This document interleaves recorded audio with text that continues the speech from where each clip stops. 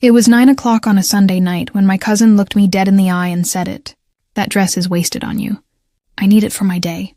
The entire family dinner table went silent. She wasn't asking. She was demanding. My grandmother's vintage wedding dress, the one I'd spent 2 years restoring, the one appraised at $12,000. She wanted it. For free. For family. I smiled. I said nothing.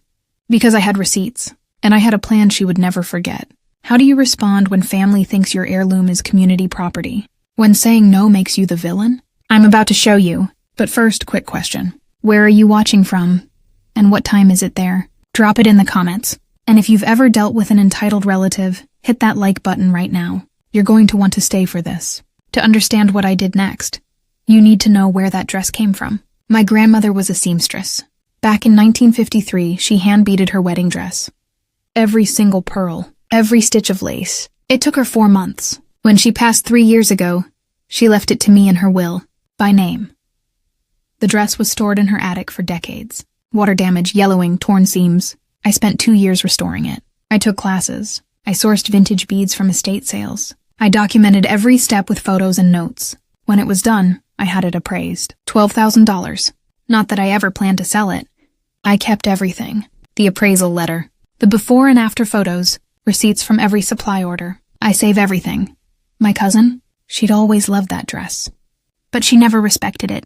When we were teenagers, she borrowed my grandmother's jewelry once, returned it broken. No apology. She borrowed my car for a weekend, returned it on empty with a dent, said I was dramatic for being upset. She had a pattern. Take what she wanted. Break it. Move on. I should have seen this coming.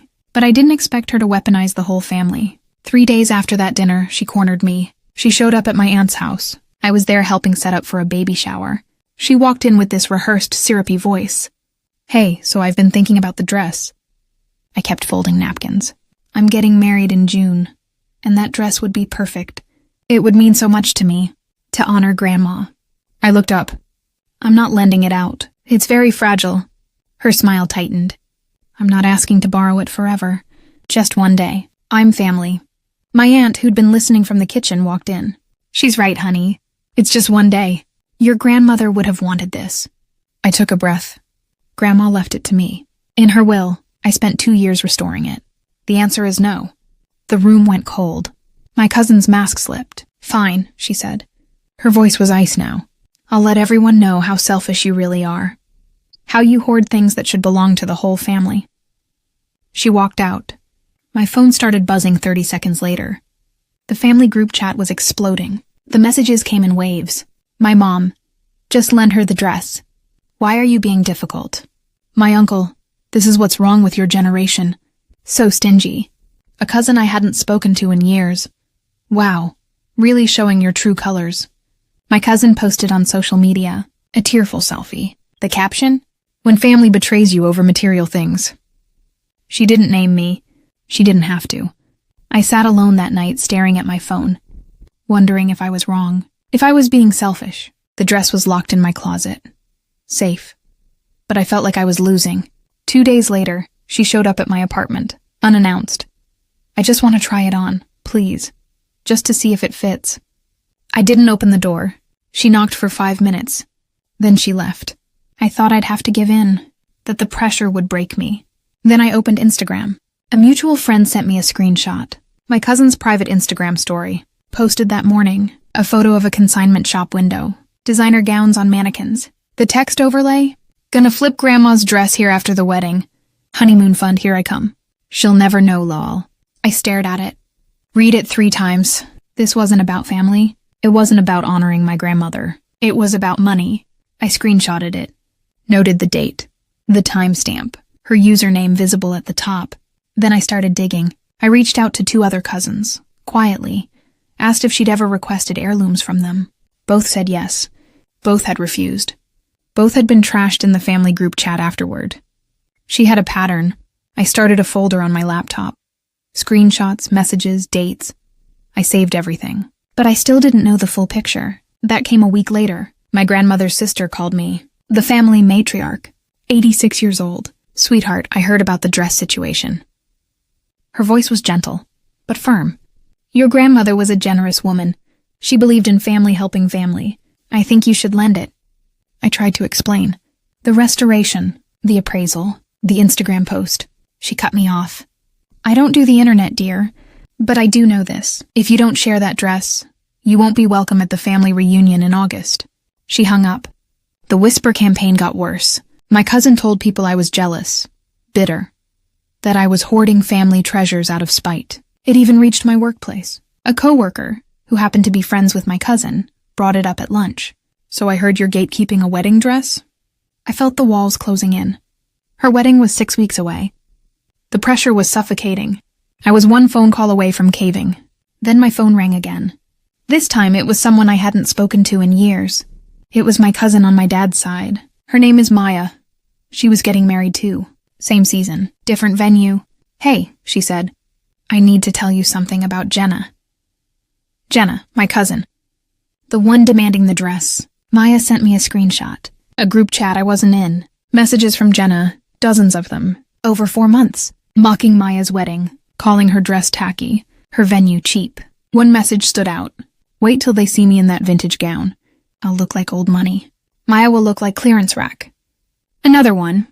I'm gonna outshine her so hard she'll regret scheduling the same season as me. Maya's voice was quiet. She's been trashing me for months. I just thought you should know what kind of person you're dealing with. I thanked her, hung up. And that's when the idea hit me. If Jenna wanted to weaponize that dress, I'd make sure it went to the right person. I met Maya for coffee 3 days later. She told me everything. Jenna's wedding was a facade. The venue? Beyond her budget. She'd maxed out 2 credit cards and borrowed money from her fiancé's parents. She was drowning in wedding debt. Maya showed me another screenshot. An email. Jenna had contacted a vintage consignment store, asked for a quote on a 1950s hand-beaded gown. Their reply? Estimated resale value, $8,500. She'd planned this from the start. Borrow the dress, wear it once, sell it, pocket the cash. The family angle was a manipulation. The tears were performance. And the hatred toward Maya. Pure jealousy. Maya was marrying into a wealthy family. She didn't need to perform or pretend. She was everything Jenna wanted to be. And Jenna couldn't stand it. I looked at Maya across the table. What if I told you I want to give you the dress? No strings, fully restored. It's yours. Her eyes filled with tears. Now I knew exactly what to do. Maya was stunned. She started crying right there in the cafe. Are you serious? That dress is worth thousands. I know. And I want it to go to someone who'll cherish it, not sell it. She nodded, wiped her eyes. I was going to wear my mom's dress. But I've always loved vintage fashion. This would mean everything. We shook hands. I told her the plan. We'd keep it secret, completely silent. Her wedding was in 4 weeks, 2 weeks before Jenna's. I'd gift her the dress, fully documented, legal and clean. That night I drafted a donation agreement. Simple, 1 page. Vintage wedding gown, circa 1953, gifted to Maya Chen on this date. Transferred ownership, no strings attached. I attached the appraisal. $12,000. We both signed it. I kept a copy. So did she. I packed the dress carefully. Drove it to her house myself. When I handed it over, she hugged me for a full minute. The trap was set. All I had to do was wait. Maya's wedding was on a Saturday in June. Outdoor ceremony. 120 guests. I arrived early. Sat in the 3rd row. Jenna was there. She wasn't supposed to be, but she'd come as a +1 with a mutual friend. I saw her across the aisle. She didn't see me. The music started. Maya's father walked her down the aisle. And there it was. The dress, restored to perfection. Every bead catching the light, the lace glowing in the sun. It fit Maya like it was made for her. The crowd gasped. Whispers rippled through the rows. I watched Jenna's face. She went white. Her mouth opened. No sound came out. She recognized it instantly. The ceremony was beautiful. Short and sweet. Afterward, during the reception, Maya gave a speech. She thanked her parents, her new husband, her friends. Then she looked right at me. And I need to thank my cousin, who gave me the greatest gift. This dress belonged to her grandmother. She restored it with her own hands, and she trusted me to wear it today. She believes in love over ego, in generosity over entitlement. I'll treasure this forever. The room erupted in applause. Jenna stood up, grabbed her purse, and walked out. My great-aunt, the matriarch, was sitting 2 tables over. She came up to me after the speech. took my hands. "I didn't know," she said quietly. "I'm sorry. Jenna lied to me." I nodded. "I know." My phone buzzed. The family group chat was blowing up again, but this time the messages were different. Jenna's wedding was supposed to happen 2 weeks later. It didn't. She canceled it 3 days after Maya's ceremony. I heard through the family grapevine that her fiancé's family had started asking questions. About the dress. About the debt. About her character. They didn't call it off, but they postponed indefinitely. The family group chat went silent for a week. Then the apologies started rolling in.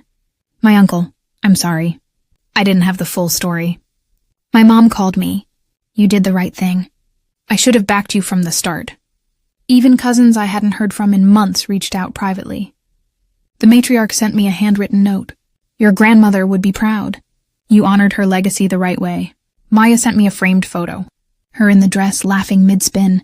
The back of the frame had an engraved plate. "To the woman who taught me that grace is louder than entitlement." I hung it in my hallway. Jenna and I haven't spoken since. I don't expect we will. I heard she eventually had a small ceremony. Just immediate family. No drama. I hope she's doing okay. I really do. But I also set boundaries with my extended family after this. No more guilt-based requests. No more weaponizing dead relatives to manipulate me. If someone asks for something, they ask with respect. And they accept my answer. The dress is still in Maya's family now. She told me she wants to pass it down to her daughter someday. That's exactly what my grandmother would have wanted. Here's what I learned. Generosity is a choice, not an obligation. Entitlement destroys what manipulation can't earn. And sometimes, the best way to win is to give something away to the right person. I didn't do it for revenge. I did it because the dress deserved someone who would love it. The dress found its home. And I found my backbone. So here's my question for you. Have you ever had a family member demand something that wasn't theirs? How did you handle it? What boundary would you set in this situation? Drop your story in the comments. I read every single one. And if this story resonated, hit that subscribe button. You don't want to miss what's coming next. Thanks for watching. One last thing. This story is a fictionalized dramatization. It's not legal or financial advice, but it is a reminder that you're allowed to say no.